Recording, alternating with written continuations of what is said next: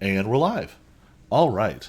Last time on A Crown of Cold Iron, our intrepid adventurers have delved deep into the heart of Fairy. They have traveled down the River Weir, the River of Mists and Illusions, deep into the territory of the Fey Dragon Lord Lambton. You all have rescued the Tuathan Knight Mort, Cyrus's mentor and magical progenitor in some important way. You all have rescued him from Lambton's clutches. Auric has been revealed to contain within himself some aspect of the legendary sorcerer King Bran. And you all have defeated Lambton, managing to slay him atop his own palace ship that sailed down his river. Now you all are beginning to beat a hasty retreat from Fairy, but you have stopped by to see the Changed, the group of humans that Lambton used magic to sort of half transform, saving their lives from various life-threatening medical issues, but also rendering them essentially half Fey.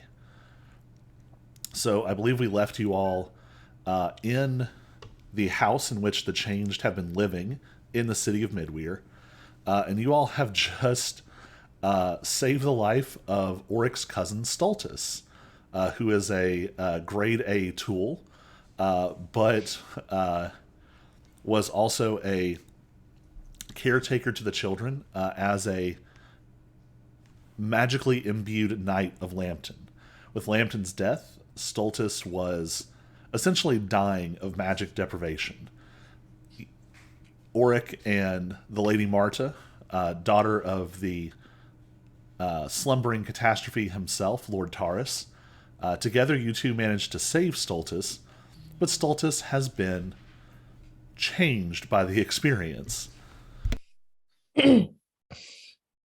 So I believe we left off with something like, "What did you do?" As Stultus comes up to his feet, now looking radically transformed. His sort of slim, graceful opalescence that he enjoyed under Lambton has been replaced by burning gray fire in a kind of squat, atavistic, armored, dire exterior from Lady Marta, and of course the flickering gray flames offered by Auric/Bran. Stultus is panicking. The children are relieved.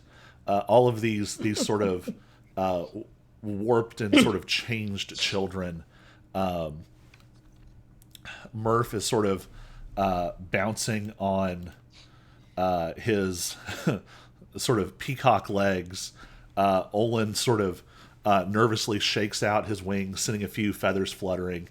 And Balfour, the quite literally gnarled old tree man/human, is trying to settle them. And Stultus is like careening around the room. He like hits the wall, leaves a huge dent in the wall instantly. Like he suddenly weighs 10 times as much. He takes a heavy step and his foot sinks like an inch into the floor, causing all the wood to crack and creak. What are you all doing? Marta, that one's your fault. Marta just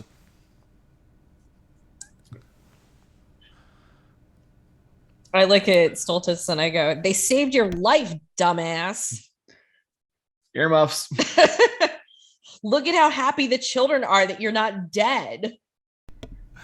Stultus You is wouldn't still want to like disappoint Murph. he's still like poking at these new straight black horns that seem to be like they don't just grow straight out of the silver scale.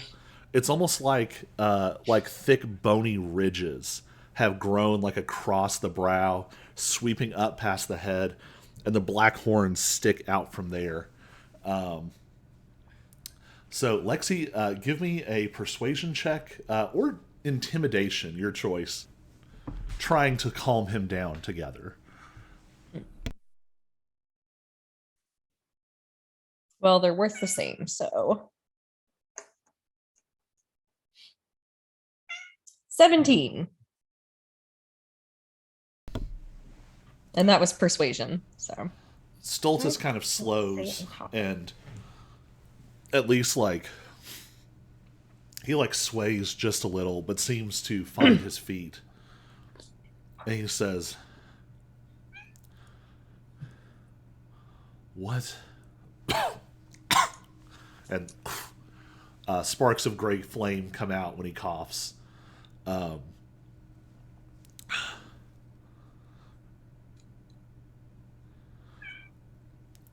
and he kind of like looks at the kids and sort of thinks about how to phrase it and says, "He's gone, isn't he?"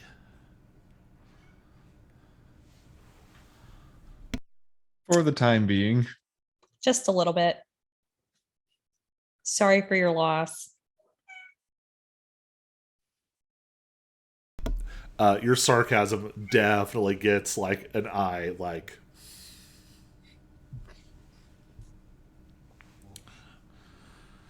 Maybe that's not what they say in Fae. Sorry. he's sort of looking, and even his I don't know if we've discussed this. Does Auric have 5 fingers as a dragonborn? Oric has never thought about this. I think just to make things a little bit awkward, 4 fingers. So Stultus now has essentially 3. His hands are more sort of blunt, and there's still enough sort of dexterity to them to like manipulate things, but it is like an immediate tangible change that he is looking at in sort of confusion.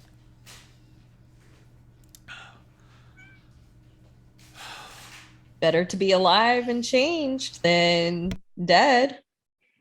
I think of the kids, I'm trying to like compare it to what he said earlier about the kids. I know he made a comment about it. I don't remember what the quote was. But Just for fun, all of you give me an Arcana check, and Auric, you could roll it as religion if that's different.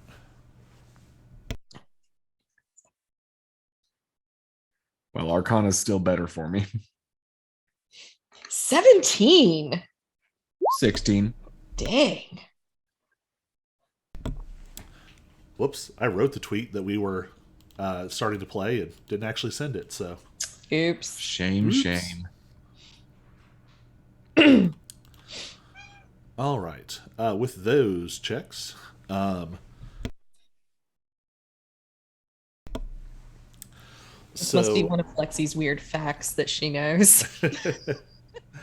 I think this works from context, and I think we kind of established Cyrus was like running around trying to wrangle the kids. Right. So you're not necessarily giving this like 100% focus.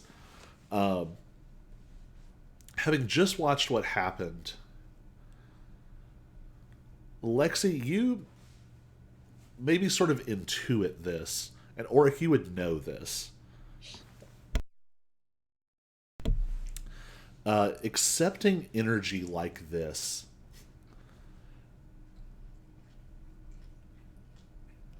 can radically change the structure of a fairy's personality and thought process.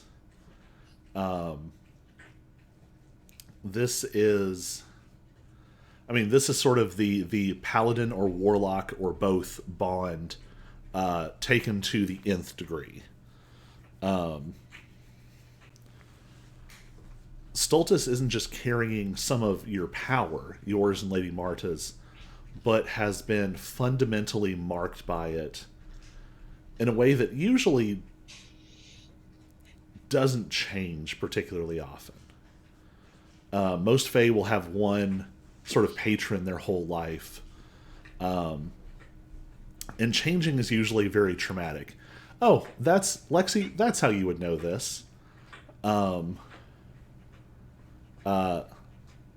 Leo from the embassy Yes. has gone through this because Leo was a summer fae who was banished Right. and became a wild fae. Yeah. So I think maybe over some drinks, this has been discussed before. Am I blanking on his name? That's Leo, right? I think Yeah. Leon. Leon. There we go.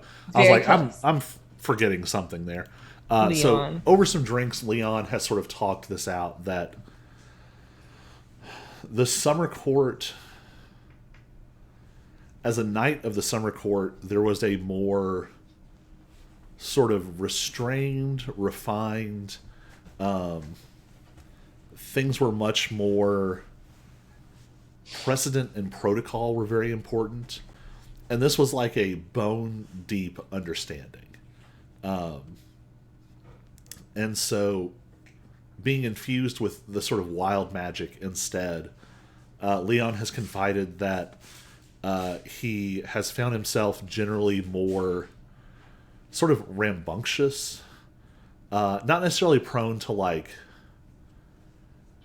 hurting people, but to the sort of like Fight Club element of like finding excitement in sort of sport, even very aggressive sport.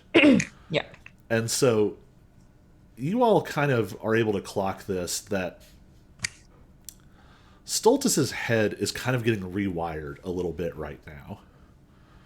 And this doesn't entirely like erase who Stultus is. It's more like a different lens clicking into place in front of like a light bulb. There's a different color light being projected out now, but it's the same light. The gel got changed. Gonna be that tech theater nerd. So Stultus really is sort of torn for a second. And Oric, you can feel it, because thinking about the kids is more something you would be prone to do than Lambton.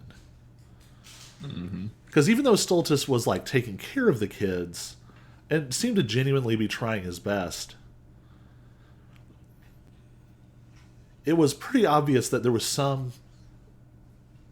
on some level, it was about bragging about the children and what they represented. And you can actually feel a little bit of a sympathetic resonance happening across the space as your feeling and his feeling blur just a little.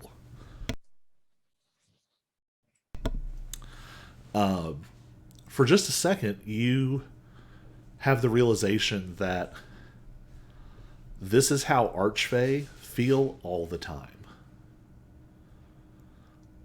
They live in a world where their feelings and their thoughts and their ideas press into the people under them constantly. And so standing here, it's sort of like you're loaning Stultus a few brain cells. He needs them. This is something Ark's been wanting to do for a long time. Loaning brain cells to Stultus. Yes. So you see Stultus is sort of recentered, and he says, "You're right. The children, you have to get them out of here. With him gone, he'll be back, but for now, there's going to be a vacuum. There's going to be chaos. And they're not likely to be safe, and you all are especially unlikely to be safe. Well, Yep. He sort of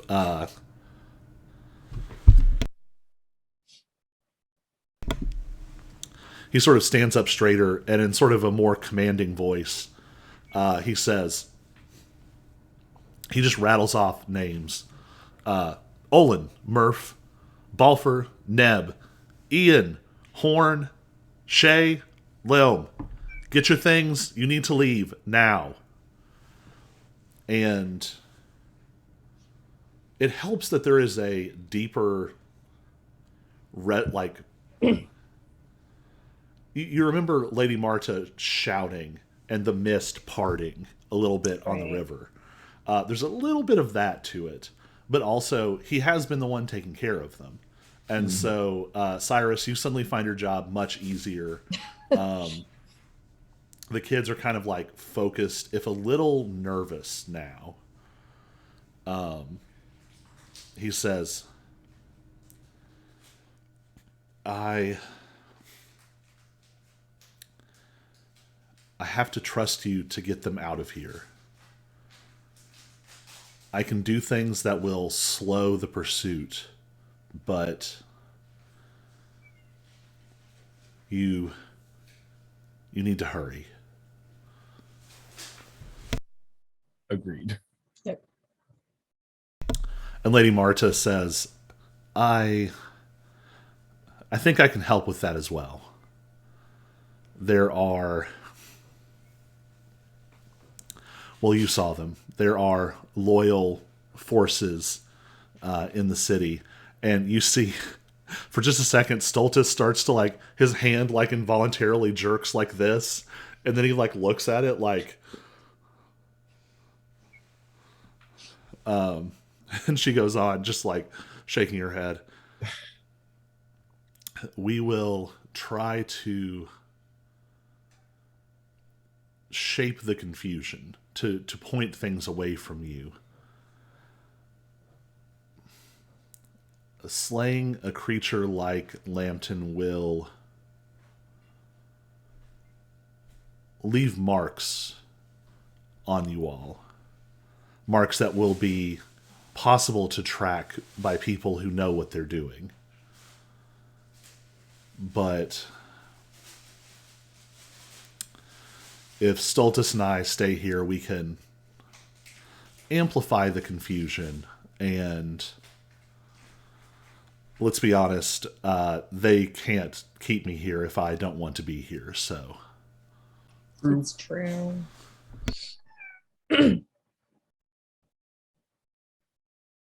So all the children very quickly have their stuff packed with Cyrus's guidance. And you all now have one old wooden man, a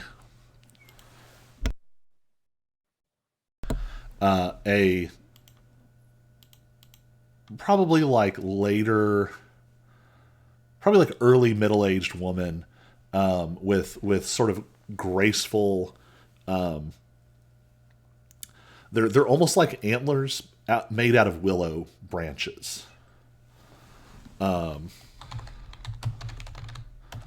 And all of these strange changed children,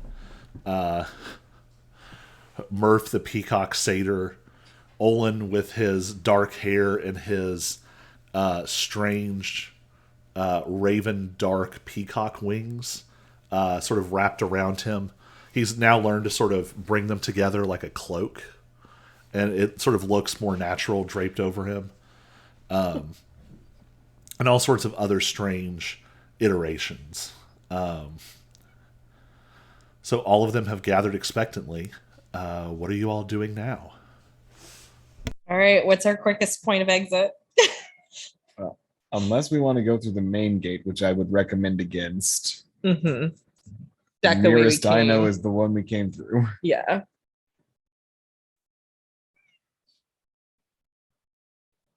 Which Fairy is a little funny, like geographically. Mm-hmm. So we may be able to get there faster. We also may not. Okay. Good to know. Well, I suppose we should head out. Sally forth. What? Sally forth. Sally forth. You're fine. All right.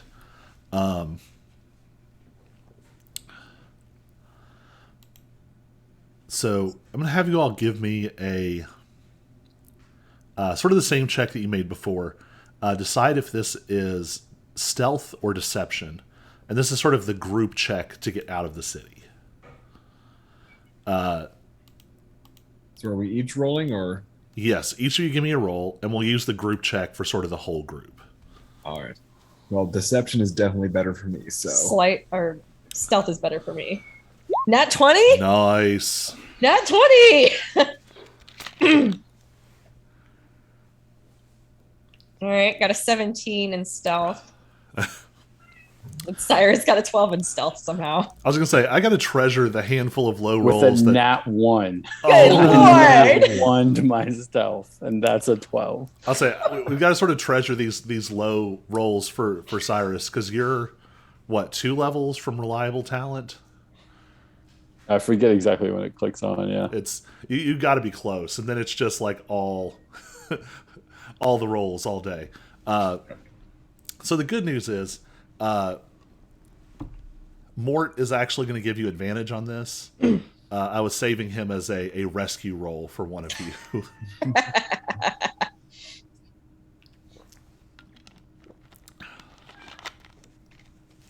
There we go. Big difference. there we go. Yeah. So, yeah, you all do a fantastic job slipping out of the city. I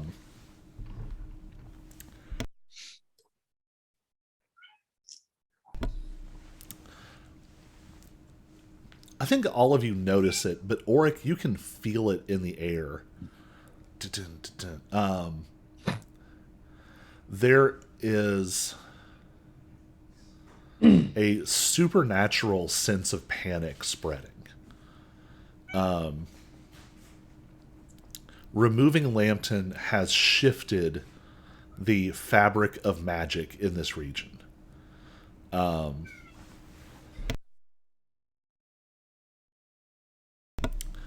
It won't be too long before a pattern sort of reasserts itself. But it's almost like fairies are, like the Fae are, creatures that navigate life by, like, the magnetic field of the earth, if that makes sense. Like, this sort of unseen pattern. And it's suddenly like the magnetic field has shifted 90 degrees and gone upside down.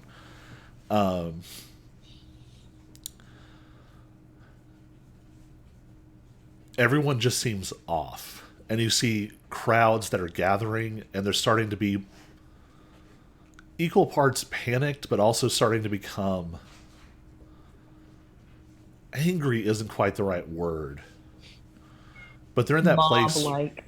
Yeah, where fear and violence are starting to drift one into the other. Mm-hmm. But you all manage it perfectly. The children under the gaze of Balfour and the Willow Branch changeling. Helpful to have some other adults Yeah. that they know better than us. They're sort of shepherding them along, and you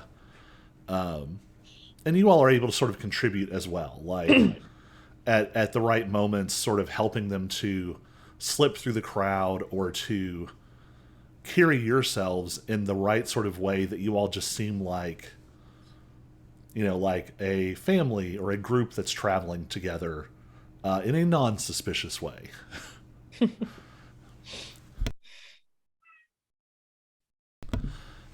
Vela is sort of muttering some kind of low grade, like non-detection spell that is aiding the children.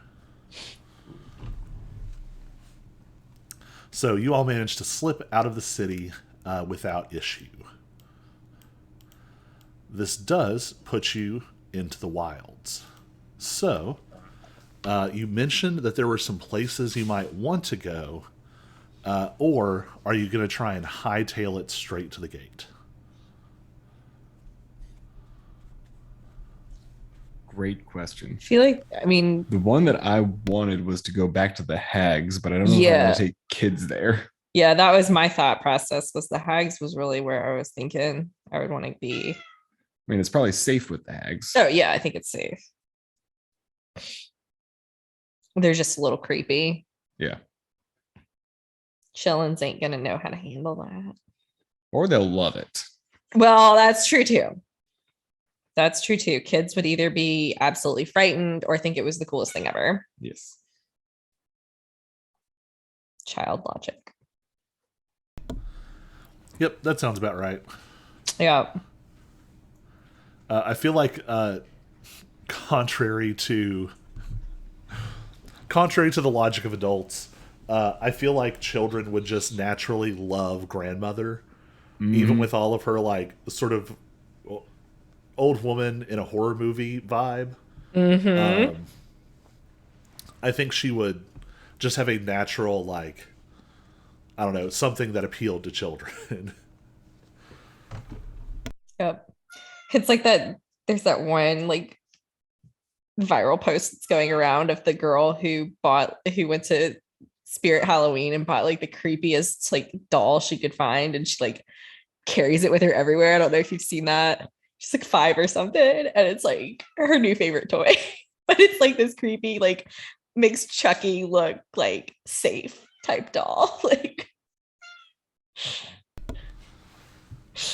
kids. Yep. So you all escape the city edge to the hags or to the gate. Oh. How's Mort? How are you feeling? I was gonna say, how's Mort doing? For grins and giggles, just to quantify it, we're going to assume that Mort is built a lot like Cyrus. Which is not good in this case. So Cyrus, give me a Constitution saving throw. Basically a luck check. There's no modifier.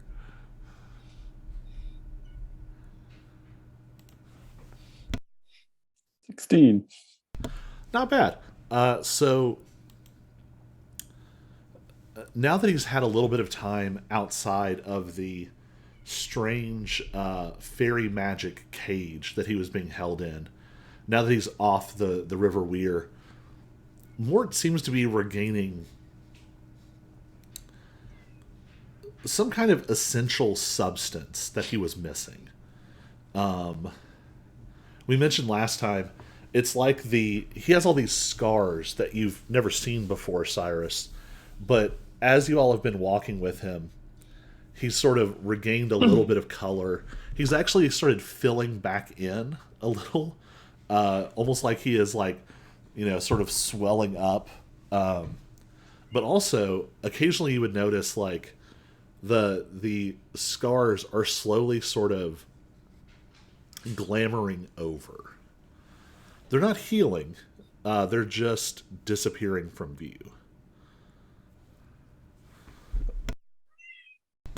So he says, I am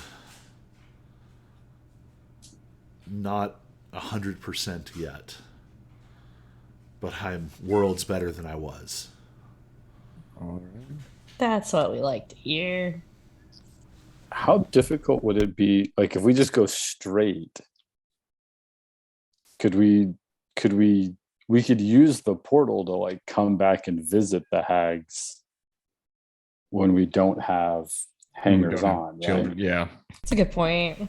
Yeah. Well, and also we've mentioned, you know of You now know of this entrance, which is theoretically going to be back in the hands of a group that at least you know. You know, I don't know that they necessarily owe you a favor at this point. Like, it's kind of hit or miss. They were a distraction for you. Yeah. But at least a group that you know and can sort of negotiate with. You also know there is still the official gate, which might be a bullet you can't dodge too much longer. And there is also there are also theoretically additional gates. Probably you've probably heard rumors of at least 2 or 3. In fact, I'll say this. Vela would just be able to tell you there is at least one more in the city that she personally knows of. That is regularly used. All right. Well, then, yeah, maybe we don't need to take this whole menagerie to the hags. Yeah, let's just worry about getting back on our turf. You're fine. All right. To differ.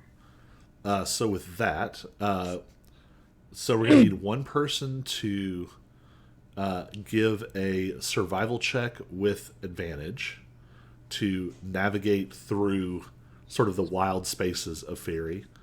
Who's got anybody got any pluses to? I am flat. Oh, Cyrus has a I plus remember it was one. me all the way in because I've got the +1. Cool. Y'all are definitely city children for sure. No survival skills whatsoever.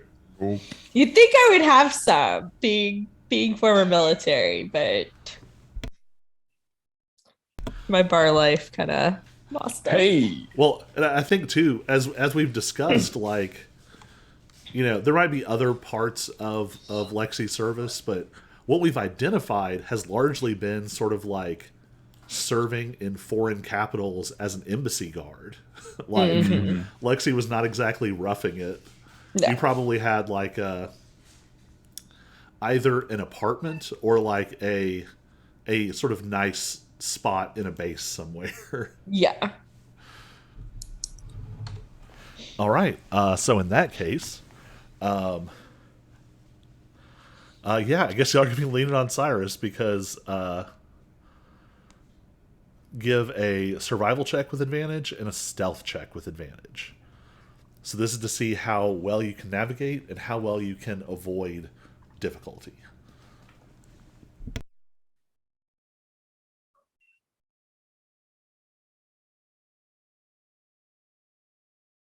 Okay. Okay. Okay. All right. Yeah. You all managed to sort of slip away without much of an issue. The children... There's something a little unsettling here, since we've been talking about city children, because these are in fact city children. But they adjust to these sort of magical, mist-strewn, deep, dark woods of this sort of somewhat into winter area Fairy. They look at home in a way that you would not expect. And I would say that probably all of you would notice this. They don't seem to be scared. They also don't seem to, how do I put it? They move with an ease that they should not have. You know, like, you're willing to say, like, okay, maybe one of these kids is a Raven Scout or something, whatever they call them in Queensboro. But like Cyrus, this would really stick out to you of they walk correctly through the woods. Like they walk in ways that minimize their sound, that cut down the possibility of tripping and slipping and disturbing wild creatures. They move with a practiced grace that they should not have. It's even weirder seeing Balfour do it. Balfour is just like full on, big gnarled tree man. And even though he looks like he should be kicking up every fallen leaf and everything on the ground, he walks soundlessly. It's unnerving, to be sure. So you all navigate partway into the woods. At one point, Cyrus, you become aware that there seem to be trackers following you. But you notice them before they notice you all. What would Cyrus do to throw off pursuit?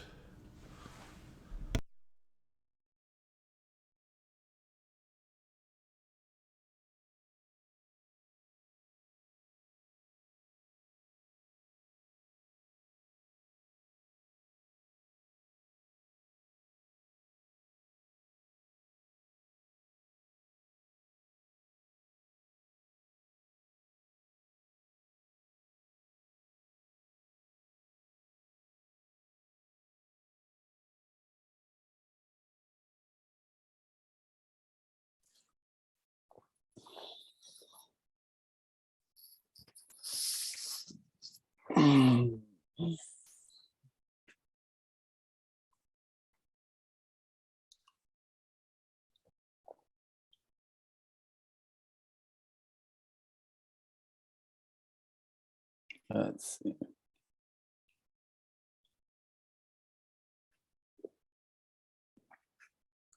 Can I mean, I'll say mechanically you're covered. This is just like what is Cyrus's vibe as you all. Oh, okay. I'm trying to think, what would Cyrus do in the woods? Because he's like going to be so used to like throwing off pursuit or like chasing people through the city.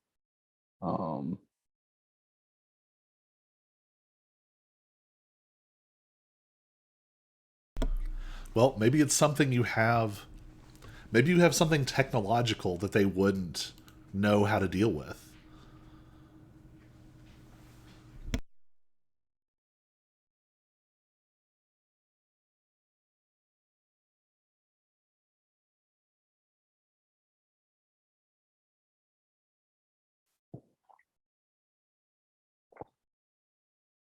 Yeah, I think like maybe the NBI has these like, I don't know, just like mechanical, like to sound like somebody moving or like the sound of conversation or the sound of running or something to try to throw off where you're actually approaching from. Well, and there might be something of sort of spy tech level, but I could also just see Cyrus having like a little handheld recorder. Like if you're taking sure. notes or something and you just like click it on to play and throw it out in the woods and it's just going to talk in your voice like out there in the woods somewhere. So as you all like slip away into the distance, we see a group of like sort of like classic like Fey archer types. They look like very pale Eladrin with like silver blue hair, and they're like looking around. They've got hoods on, and they're trying to find the source. And they've got like this. It looks like if a wolf or a dog was sort of like over-engineered for grace and sleekness. this sort of strange silvery hound, and all of them are like looking around in this clearing, and they look down, and there's just like a little silvery like voice recorder sitting there, and you can see like a play light flashing, and it's just ticking over seconds, and it's like, you know, whatever Cyrus is, like some long forgotten case. And it's just you like in a coffee shop, like reading back your notes into this voice recorder, and they don't speak common. So they're like, what is this? And one of them like picks it up and stares at it. And we cut back to you all like, you've left them way behind. You're deep into the woods now.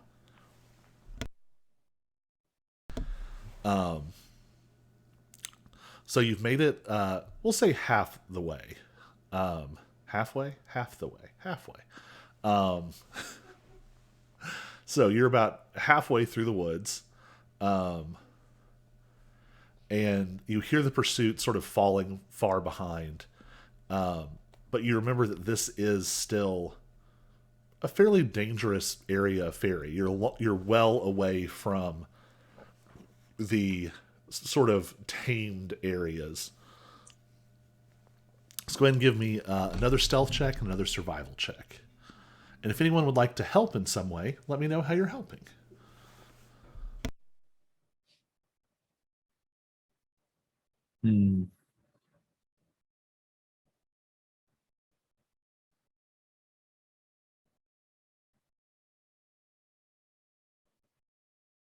Sorry, did you say another round of survival and stealth? Yep, another round of survival and stealth, and if you can just think of any way to, if Auric and Lexi have any way to sort of ease this along.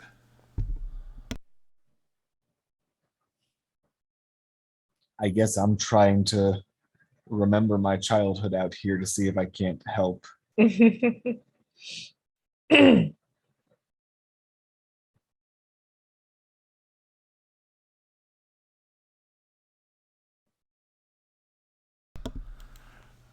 I guess this would be an occasion for Lexi to use her 2 spells that we always forget about.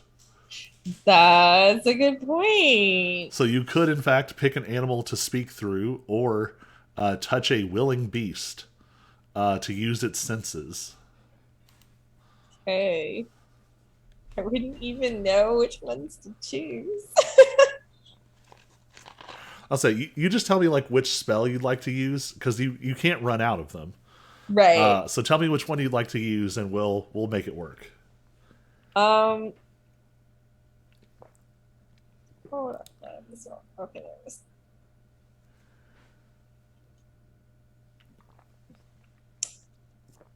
I think probably.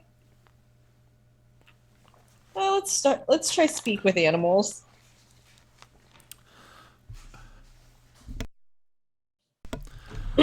So for only the second time ever, you tap into this aspect of yourself that just doesn't see much use in the city. There's not much cause to talk to animals or borrow their senses. Really not. This is some primal, ancient aspect of the hero light and of this power that can feel a little bit vestigial. It's like, this doesn't seem relevant anymore. But here you feel this power sort of like flourishing and expanding. In the city, your light burns like a street light in the dark. It's brilliant, it's bright, it spreads out and makes itself known. Here, there's almost sort of an organic edge.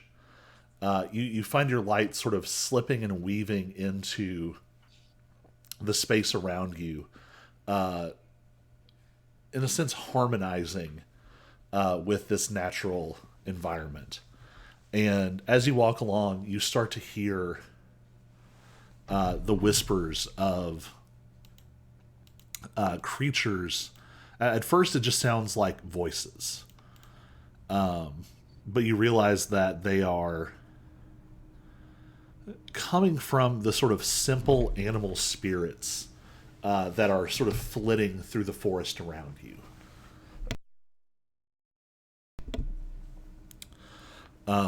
And to see exactly how this is going to play out, let's go ahead and get another set of rolls from Cyrus. Flat or advantage again? Advantage, because this is you all kind of working together. Okay. This will tell us if the, fairy squirrels are giving good or bad directions. It's very important to know. Whew. They're not helping much.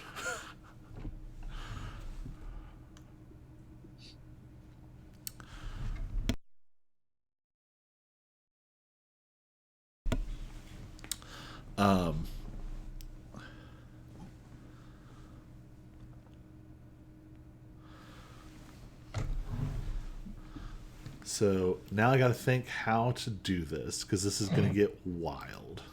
Oh boy. Let me grab all of you. Ruh-roh.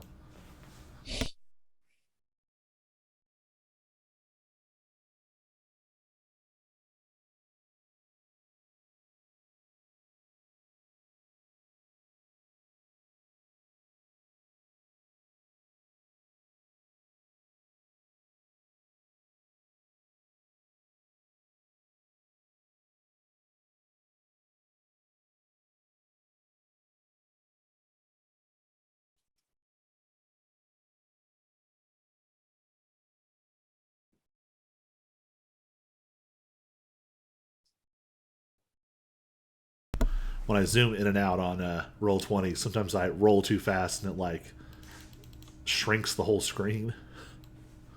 Mm-hmm. All right. So the good news is you've been nice and quiet.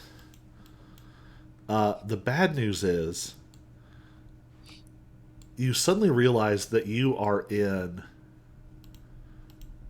familiar terrain. A space that you briefly passed through on your way here, but you were able to avoid it before. Oh, no. What did I name? What? Where was it? Mist, fog? Yep.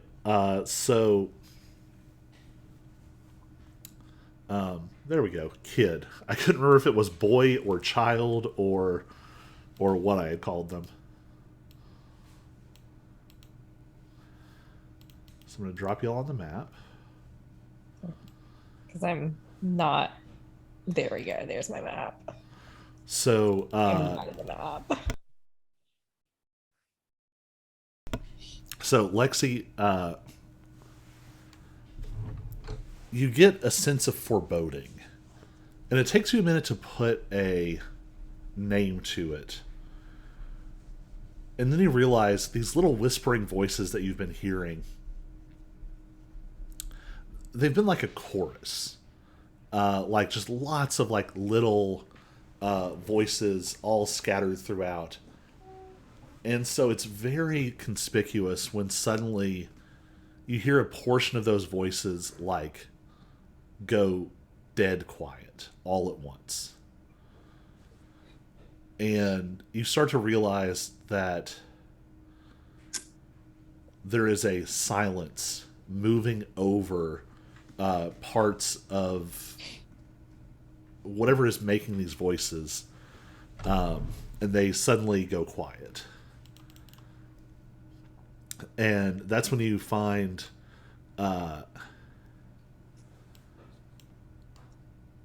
you're around not a fast running river, but what looks like a substantial creek that maybe once flowed faster and deeper than it does now. And it has carved a path through the ground ahead of you. And now the path has been marked with bridges in several places. And there are flickering lights. And by the flickering lights, you can see what looks like huge clouds. Like the kind of clouds you would see out of an airplane. But they are skimming across the surface of the ground. And these massive clouds aren't moving with intent. They're just drifting gently. But where they pass over, all of the plant life looks fine. But you realize that these are the patches of silence that you're hearing. Where they move, suddenly the beasts and the small animal spirits stop very ominously. Do they start again after it moves away? So you don't. We're not going to call this necessarily. It's not combat, but when you all start moving, you'll be in initiative order. So as long as you're kind of right where you're at, you're fine. But once you get moving, initiative is going to kick in. And I have given you one mega child instead of 15 NPCs to manage. I noticed that. Voltron style, the children combine and they loom up over you.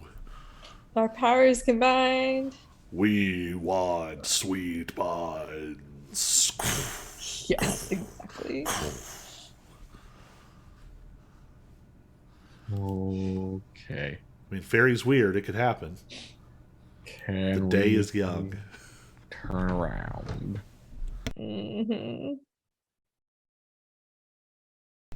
Because I don't want to. You all have wandered.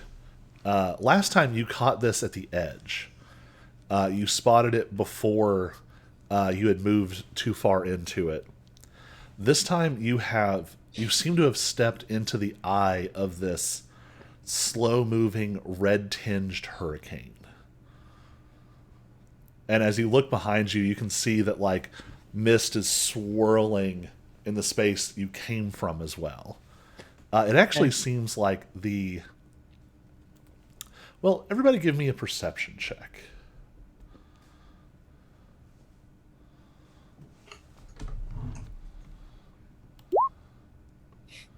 12. I see all. 15. What did you roll? It didn't show me. 17. 17. Okay, I was going to say it didn't show me. So, Auric and Cyrus, you catch this. There is a definite sense of movement.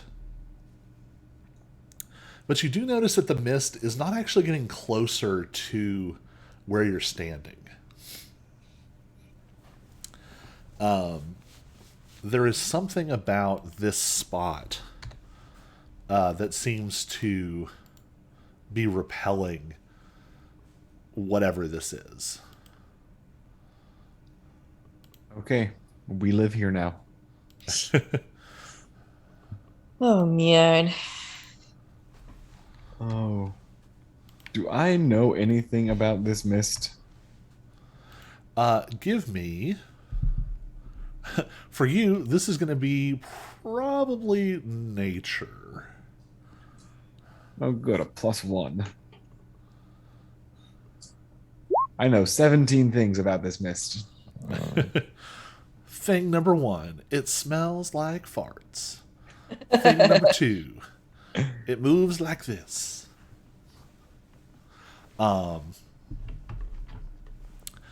So you recognize this as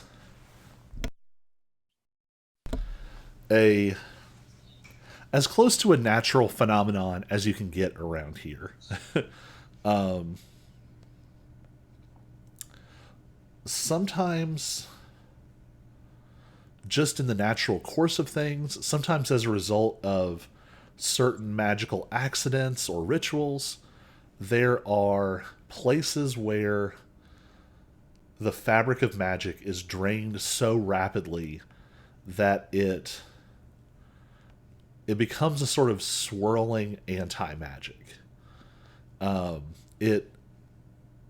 It desperately tries to pull in magic from the space around it, but it's sort of a collapsed point. The amount of magic it takes to repair something like this is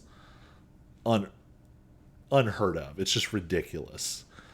They sort of like tornadoes almost. They just sort of spin through the place until finally they have absorbed enough energy and they just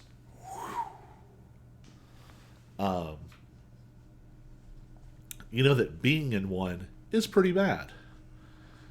You do know that they can be. You can pump enough magic into it in a very violent way to disperse one, at least temporarily. You also know that they seem to move erratically. They're not going to just like swarm at you. They don't like seek magic out or anything like that. No, they're just maybe on like a grand scale, something is like pushing or pulling them along. You know, you get the impression that someone like Vela, if the two of you sat down with a, you know, arcanographic survey of fairy and charted ley lines and magic distribution, blah, blah, blah, you could figure out why they move the way they do. But it's not localized enough to care about individuals. Got it.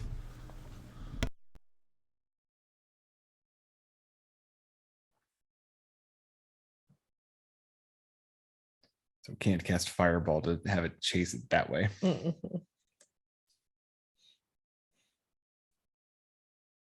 Oh, well.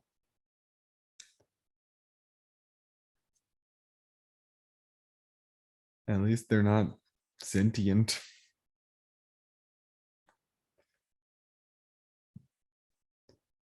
So I'm assuming our goal is the far corner.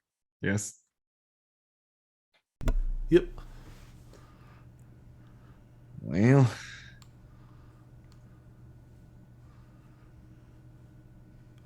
So we're trying to get to that cave. Yeah, I've sort of video gamatized it a little bit so it's easier to see where you're going. Okay. But it's almost like you all are down in sort of a depression. And the mist is sort of swirling through this space. And you have come pretty deep into it before you recognized it. And now out is about as fast as back. okay.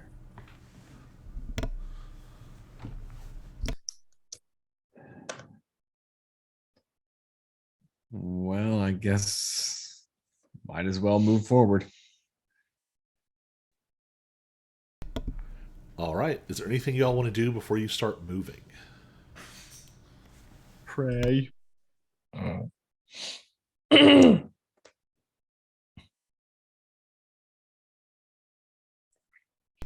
we've A fair established question.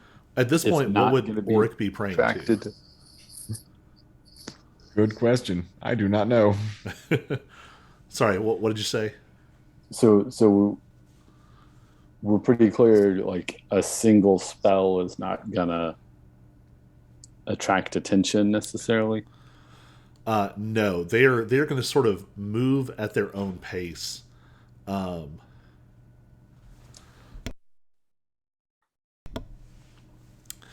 If they come particularly close, they might be drawn in your direction.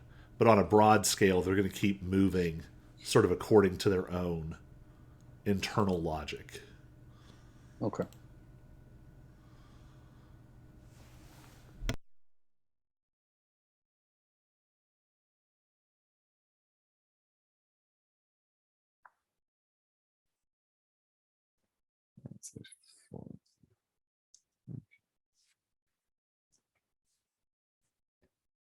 We can do this, guys. So we just like we're just gonna be like dashing around because we can't fight it, right? So you could theoretically, this orc would be able to tell you this. You could potentially hit one hard enough to disperse it. Oh, even with like a bow. Yeah.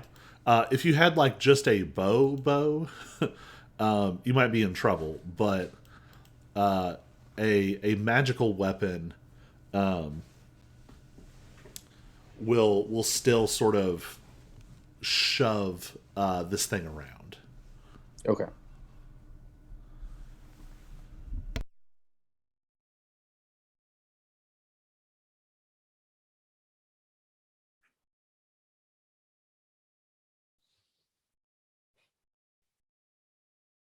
Okay. Let's do the thing.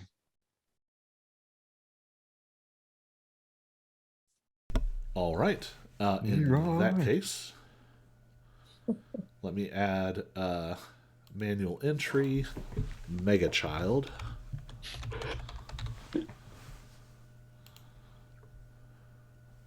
It's like a Megazord, only a child.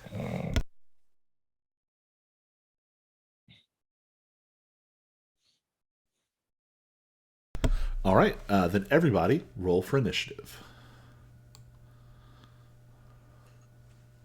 Woo, 16.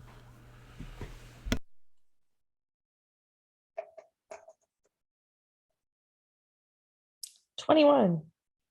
Okay. 12.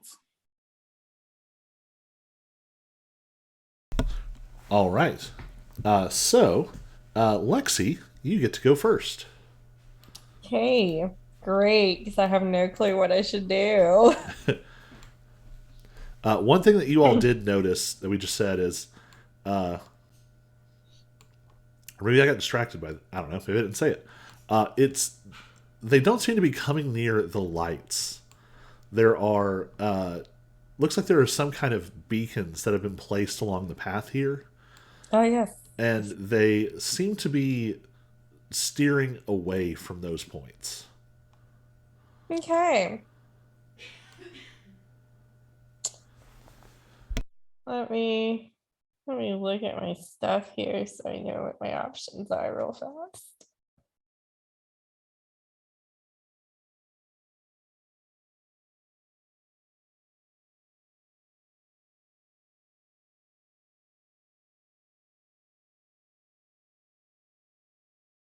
Since they don't like the light, I think I'm gonna cast my own light. My cantrip of hero light. All right.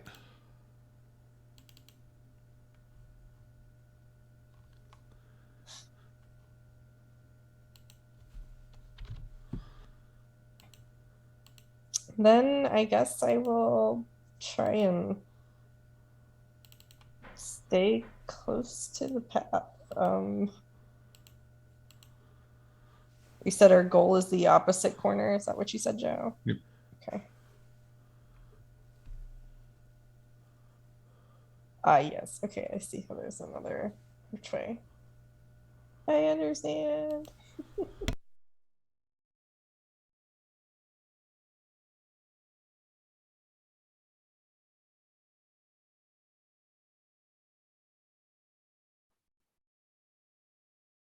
Trying to see if I can find like a good path, but I imagine these since these things are moving, that's gonna change, isn't it? Mm-hmm. Okay. I'm just gonna go forward then. I mean, I don't even know how far, like, Well, your move speed. right. I know that, but seeing directions. So Right. it's like that's what I was talking about. It's not just my move speed, but like which way. Let's see. Is each block is 5 feet, right? Okay, thank you. That helps me.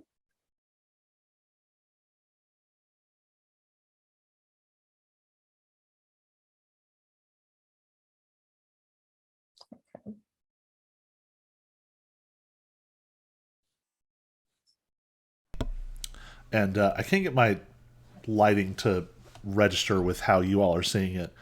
There is sort of a brown path I see. Yeah. So that'll be sort of normal terrain. You're welcome to go Okay. off-roading, but anytime you cut across, that's going to be difficult terrain. Okay. I think. Okay, I think I know which path I'm looking towards. Let me see. So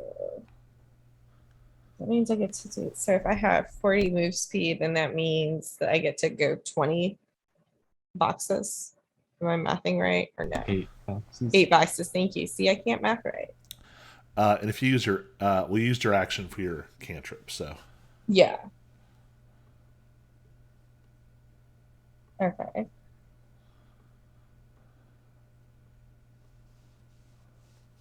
Think that's about my That move was speed. 20 feet. That was only 20 feet. Okay. Yep.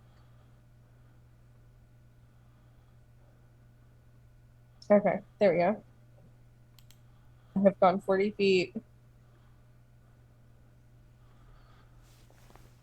all right. I'm So not gonna rage yet. so go ahead and roll me 1d8. 1d8. Let's see. Where is it? There's a d8. 7. All right.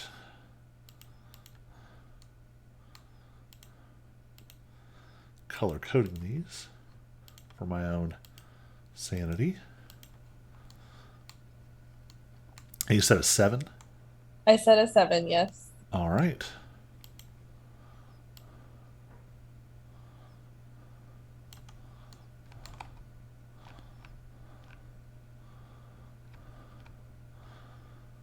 You see one of the clouds. Oops.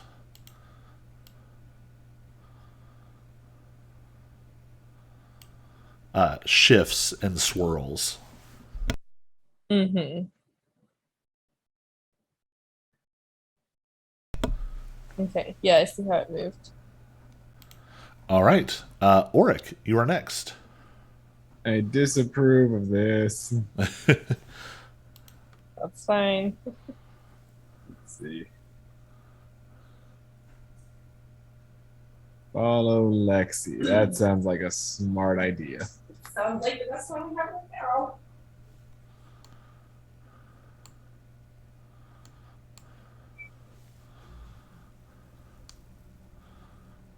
And I will also use my bonus action to light up the Fey Flame torch. All right, go for it.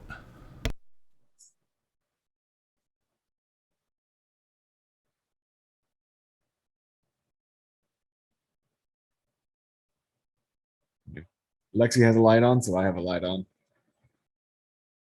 Let's see. Actually, can I get closer to that light since I only did a move and a bonus action so far? Yes, I can get to the far side of Lexi, and so I will. There we go. Bonus move and dash.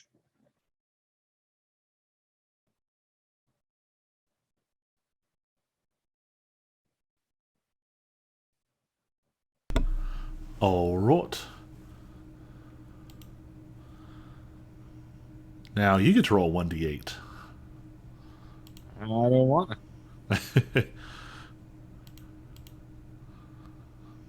to. 6. All right, 6. Oof.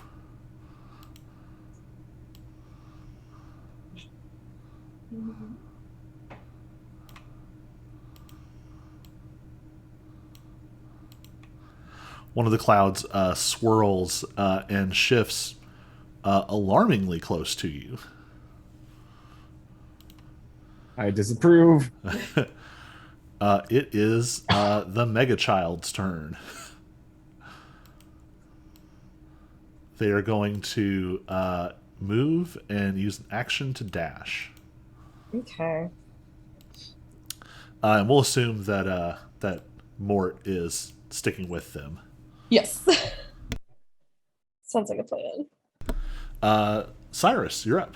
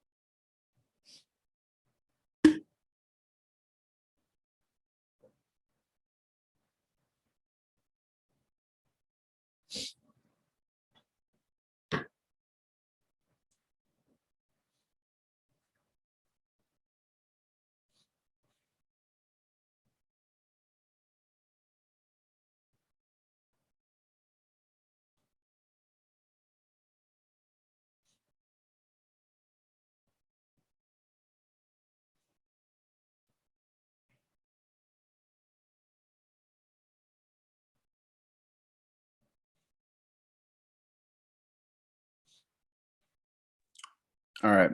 Which way are we thinking? Keep going west? That was my original thought. Cool. Yeah. So Cyrus will bonus action dash. Whoops. Since we unmuted the said cough. we can, I'm gonna shoot the one to the west with an arrow. All right, go for it.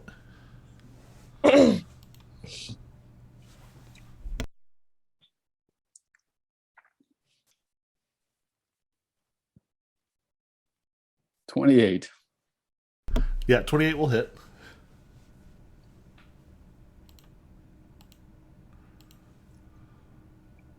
$11 damage. You actually knock a pretty substantial chunk out of this. No. All right. Let's see.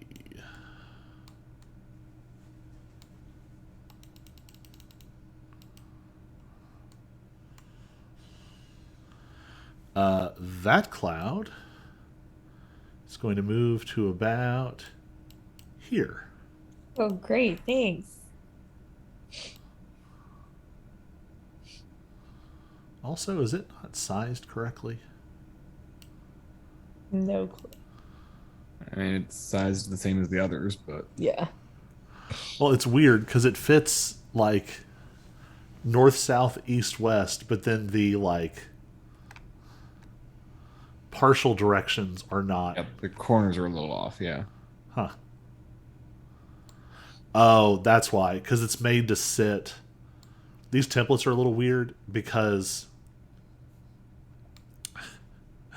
even though online everything in D&D runs on the 5-foot square, technically they target to a point.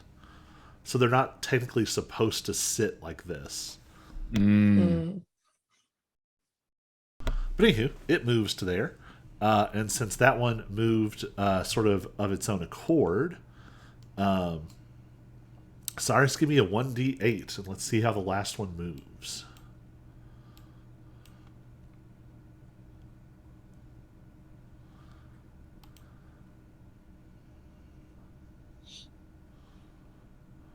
Two. 2. That's a really good roll. If I can zoom to the correct level.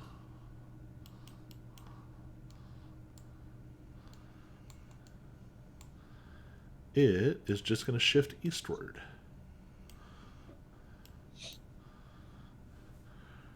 All right. We are back to the top with Lexi. Okay.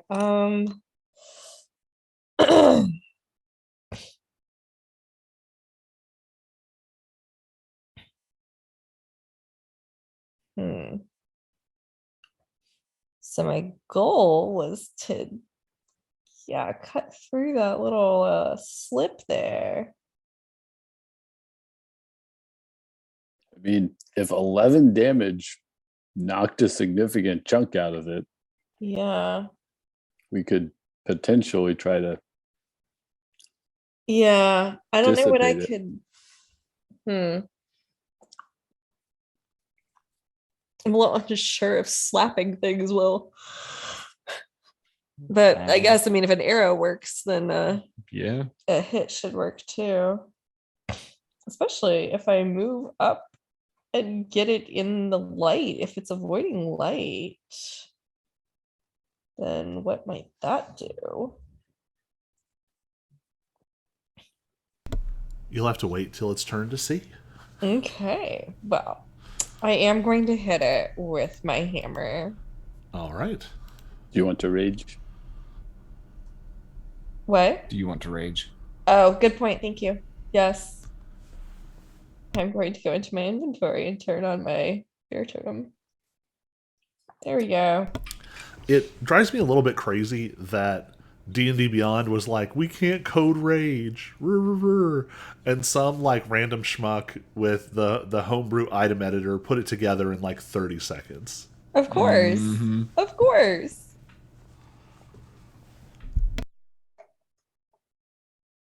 All right, that's a 14 to hit. 14 will hit. Okay. And 13 points of damage. Nice. It is looking pretty hurt. Okay. I'm gonna hit it again. Oh, that's 26 to hit. Yeah, that will also hit.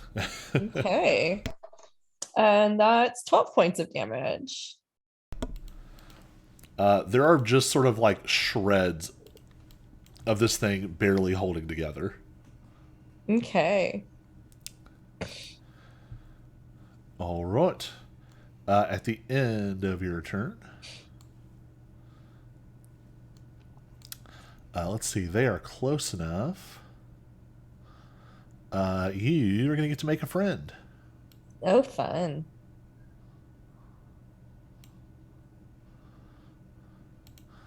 The edge of this mist swirls around you, and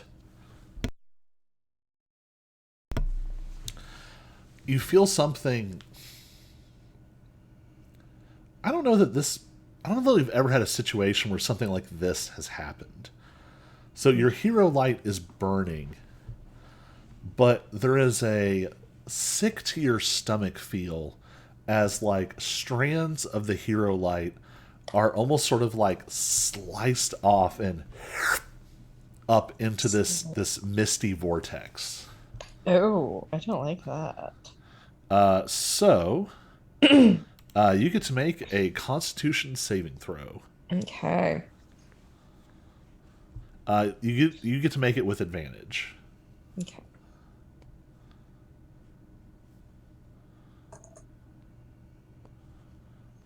$22. All right.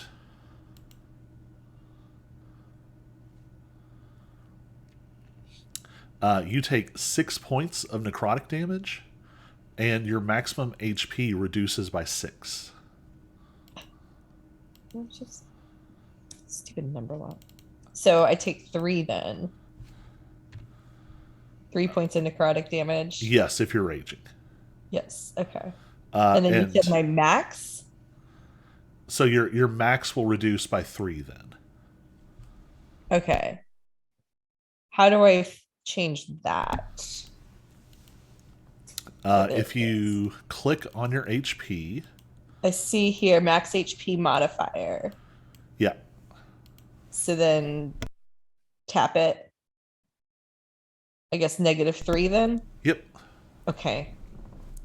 And that'll last until your next long rest. Okay. Okay. And you all see sort of disturbingly this hungry mist sweeps over, and the hero light that it pulls away causes the mist to swell just a little bit. Oh, man. All right. Amy. Then it is Oric's turn. Okay, bonus action to turn the Fey Flame Torch off again. All right.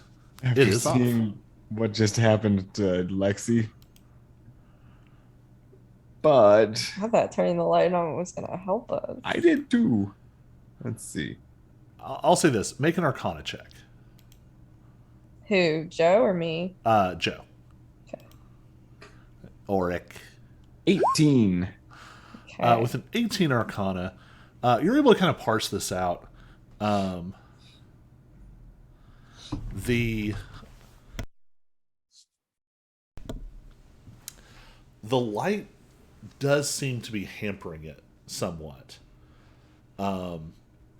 Now, it's hard to say whether the Fey Flame Torch would be as effective at that as Lexi's Hero Light, but it seems like what got pulled away was specifically sort of her magical essence, her life energy. It was not necessarily the light itself that was the problem. Okay.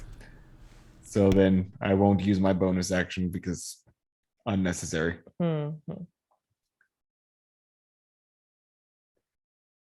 But I will, let's see, make sure I got my measurements right.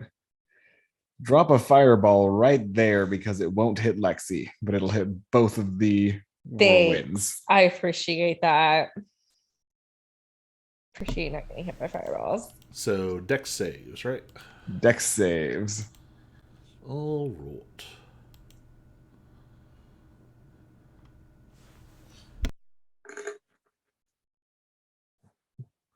All them dice. And what is your DC at this point? 17. They are both going to fail. Whew. Oh, and also since it's a fire spell, that means I get to add what, 3 points? It looks like it added it because you add your proficiency modifier. Let's see.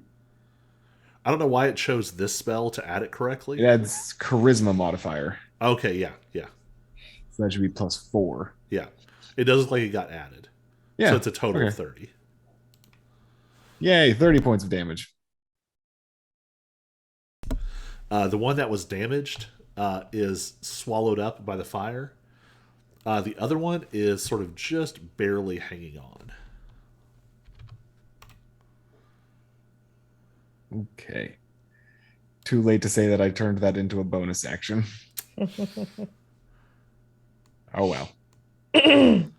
What can I do as a bonus action?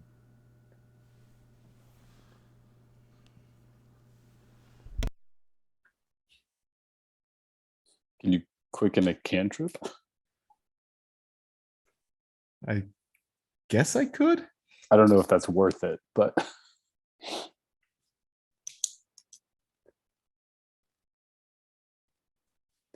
Can I do that? Can I quicken a cantrip? I believe so. I mean, it ends up being the same action economy either way. right. I will firebolt the one that's left.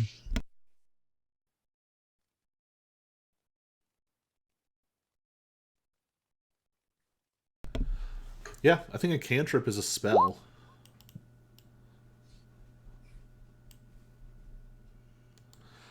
All right. So, geez, your attack bonuses are getting out of control. Yeah, that'll hit. Yay. 10 points of fire damage. It is destroyed. Hey! Sweet. Hey guys, I did the thing. You did the thing. Now we can keep moving. Mega Child does not want to advance without you all. So, Understandably. Mega Child is going to wait. And Cyrus, it is your turn.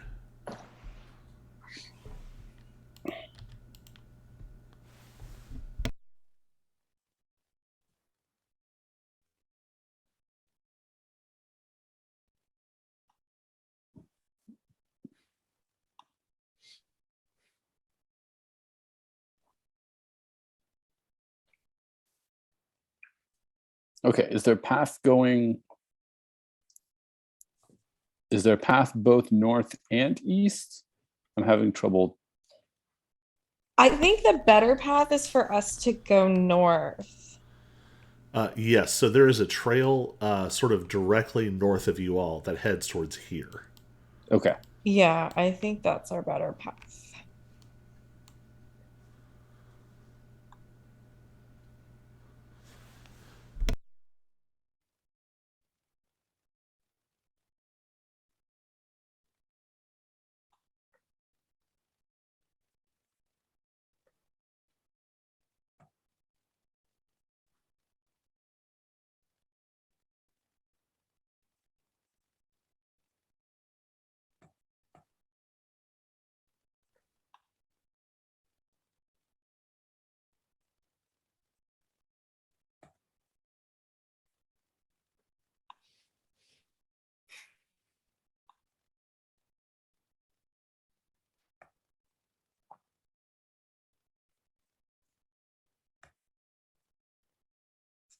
Okay. I think I've got this right.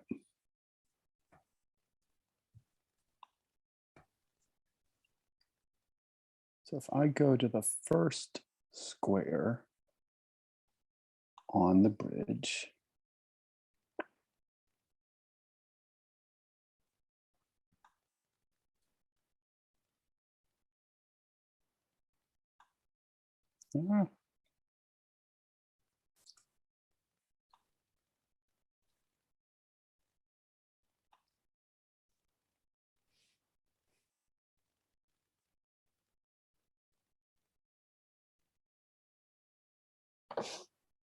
All right, so bonus action dash up to the bridge. And does it make any difference which one I shoot at? Technically, they are both right on the edge of my range. Does it make any difference to anybody else if I shoot at left or right?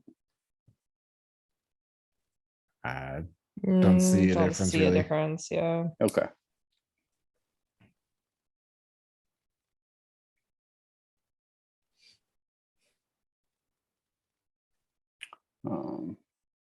Okay, I'll take a shot at the one on the right.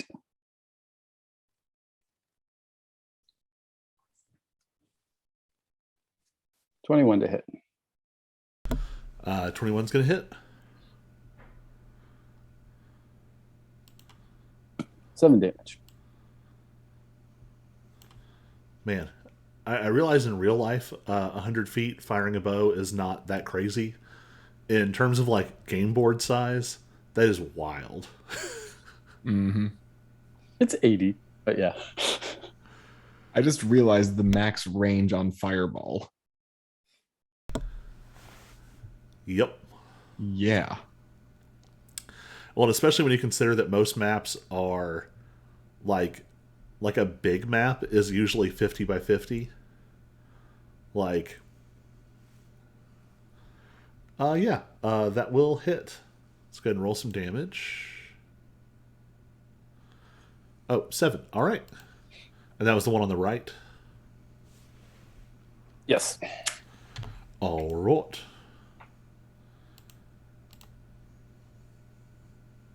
In that case, give me a D8 roll.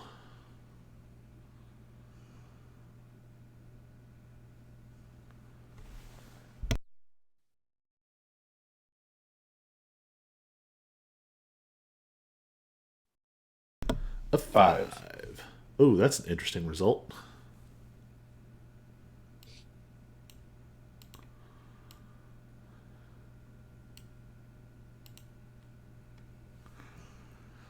All right. Lexi, you're up. All right.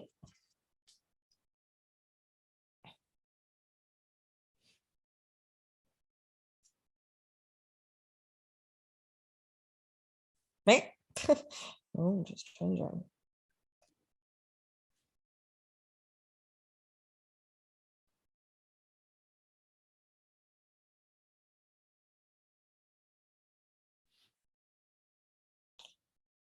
All right, so I can only move up about as far as where Cyrus is.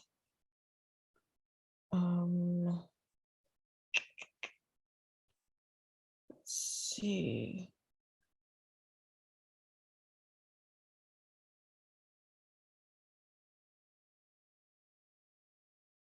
No, I don't think I can hit that with my javelin. Damn.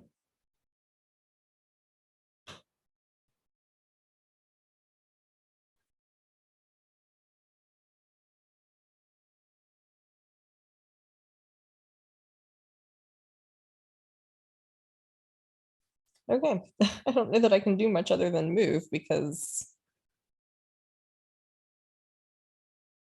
yeah, I need 30. I only have 30 You have 40. to throw a Oh, javelin. to throw javelin. Yeah, never mind. I've already moved 40. Well, then, yeah. Yeah. But thank you for checking. Is that its outer range? Oh, you could technically like.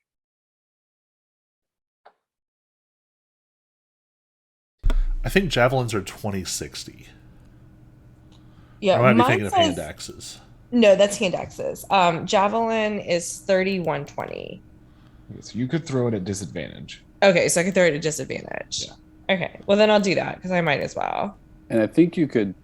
Oh well, maybe it's not. You can't reckless a ranged, can you? I don't know that. Melee weapon attack rolls using Okay. strength. Yeah, that's I guess. Okay. Javelins are one of those funny ones where it's like I think you can use strength on the ranged. Yeah. Yeah, it's not because it's melee. thrown. Yeah. Yeah. All right. Well, then I will roll my javelin with disadvantage because I might as well take a shot. And I got a 16 to hit. Unfortunately, it does not matter as your mundane javelin just Damn. right through this cloud. Okay. That's true. It is mundane. I do not have a weapon, ranged weapon that is magical. This critter ain't got no meat to it. You got no meat. Worth a shot though. Mm-hmm. Okay, that's my turn.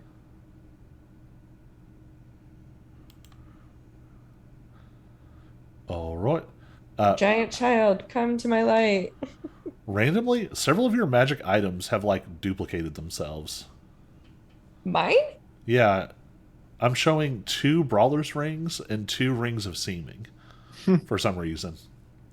Okay. Not that it matters, but Yeah. all right. No, I see that. Yeah, you're right. Yep. So I that don't- mist is dead. Auric, you're up. I would like to cast Meteor Swarm. All right. I would like to, but I cannot. So failing that, what would you like to do? Instead, I will do a fireball at the maximum range because I can.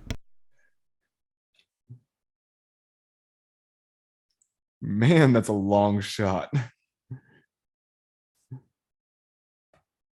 But it'll hit right between the 2 things of mist. So it's a DC 17 save. The save is high, and they rolled bad. Both of them explode. Kaboom! That's cool. Here I come to save the day. Thank you, Mighty Mouse.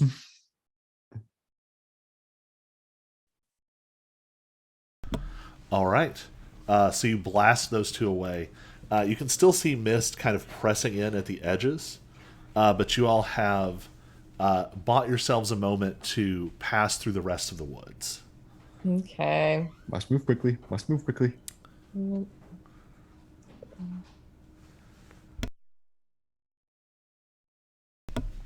All right. So we're going to drop out of initiative. Okay. I'm going to maximize zoom.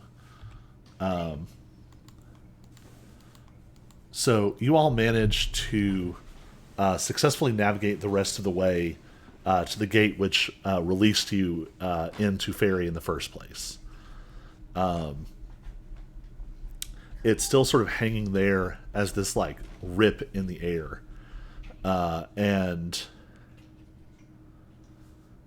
yeah, you all have made it through. You've made it back to this portal. What are you going to do with all these children and oddities in tow? We're going to take them through, right? I mean, that was my thought. Oh yeah, no, I'm planning on delivering the kids to Lady Bryn at the embassy as the explanation for what we were doing in Fairy. Right. Yeah. Did we leave the warehouse on Shit.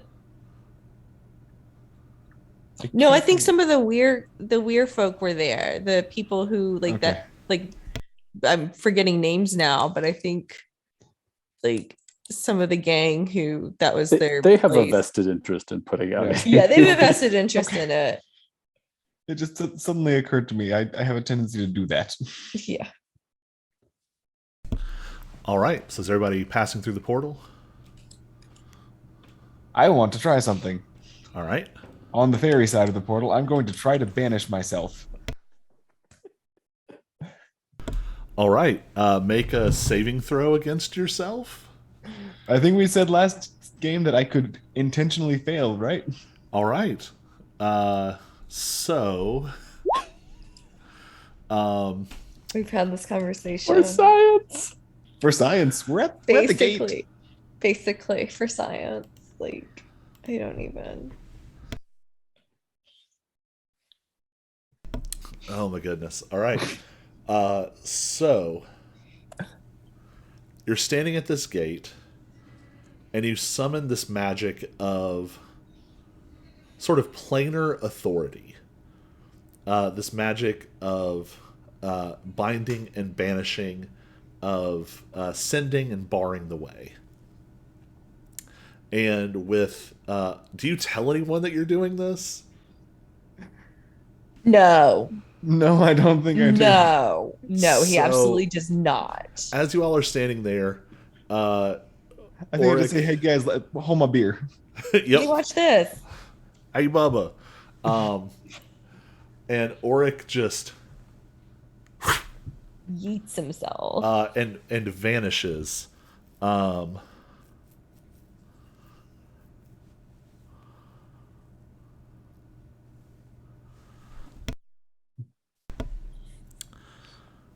For just a moment, you hang suspended in space. And there is a horrible sense of distortion. You feel two different points pulling almost to the point of tearing as you are held in tension. And just as it seems it might tip to one side or the other, something in the metaphysics snaps like a rubber band.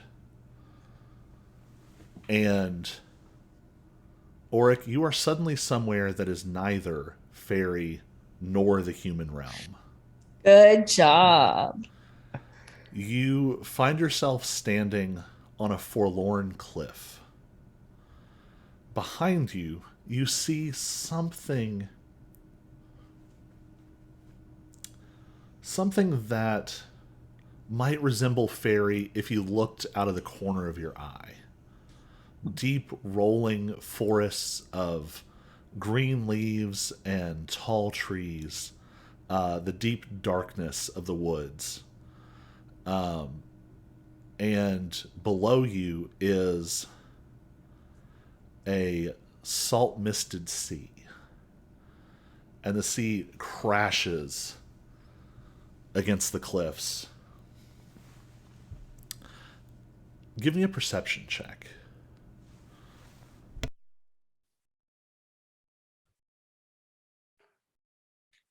$11. So there is something deeply sad and it's almost like there is an emotion that is woven deeply into this place and this particular spot in it. It is the feeling of things being lost to time. Memories, thoughts, slipping away and being lost. But past that,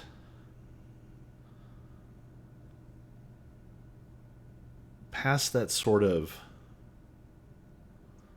ache in the pit of your stomach of existential loss, there is a touch of dread, of fear. And you find your eyes drawn to the horizon, way, way out over the sea in the far distance. A storm is rolling in off the sea. But it is no storm that you have ever seen before. It is a storm of roiling darkness, clouds of shadow, huge.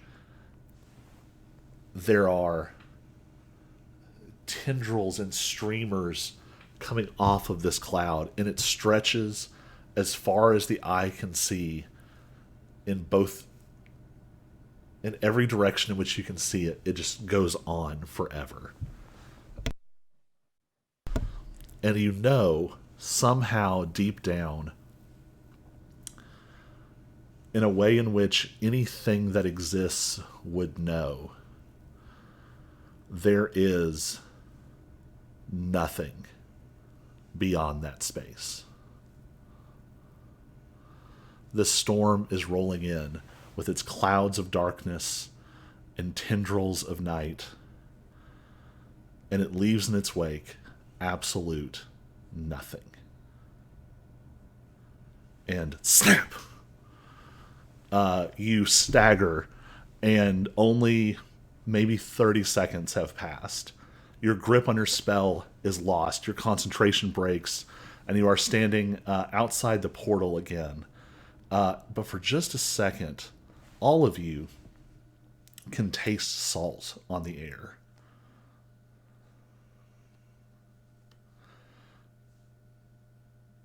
Vela smacks you so hard in the back of the head. Good. Like, there's some magic behind it. Like, your world is rocked for a moment. Don't you ever do that again. Science? We don't science ourselves out of reality. I like to feel like I'm a very kind and open person to how you want to live your life, but you also seem to keep trying to end it in unusual arcane ways. She's doing that thing you've come to recognize where the temperature around her is going up. The grass under her feet is starting to blacken and smoke a little, and Balfour noticeably pulls back his wooden self. And he says, so if whatever that is done, can we go home?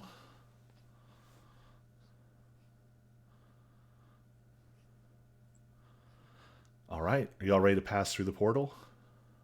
Yep. I think so. All right. There is that moment of stretching and distortion.